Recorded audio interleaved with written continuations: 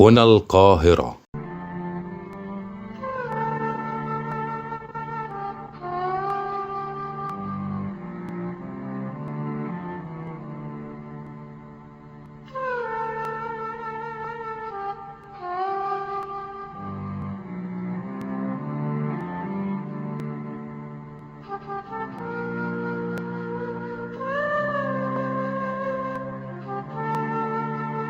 قلبي في الأرض المحتلة، أضحى حجراً بين الأحجار المبتلة، بدماء الأطفال العزل، بدموع نساء يصرفن دموعاً تتجمد، تصبح أحجاراً تقذفها أيدي الثوار، تصبح طلقات من نار.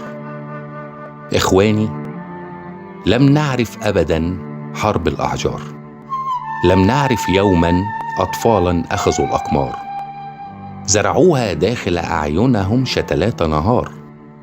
أطفال القدس المحتلة، يا أجمل خبراً يأتينا بين الأخبار.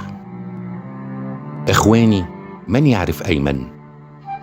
أيمن طفل والعمر أقل يا سادة من 7 سنين، مرسوم داخل عينيه أرض فلسطين، مأذنة الأقصى تسكنه والقدس وصلاح الدين. يجمع أحجاراً يغسلها بدموع القهر فتشتد وتصير أحد من السكين.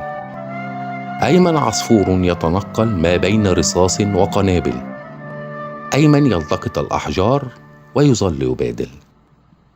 طلقات الأعداء عليه تتوالى كالبرق الخاطف وتدوي كالرعد القاصف، يجرون إليه ولا يجري، أيمن واقف مرتجف، لا بل مبتسم للجرح النازف. تعلو الأصوات تحذره، أيمن ستموت. يضحك ويقول أنا عارف. أيمن أخذوه إلى السجن كي يجروا معه التحقيق، ضربوه، سحلوه، طعنوه في الجرح النازف والجرح عميق. سألوه من قد حرضه، لمعت عيناه كنهر بريق. حرضني أحمد. من أحمد؟ فأجاب أخي. بعثوا عشرات كي تبحث عن هذا الثوري الأكبر، ضباطا تحمل أسلحة، عربات ومئات العسكر.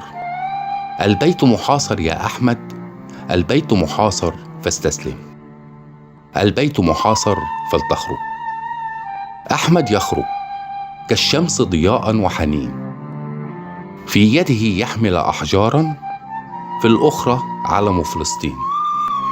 أحمد طفل والعمر أقل يا سادة من 5 سنين.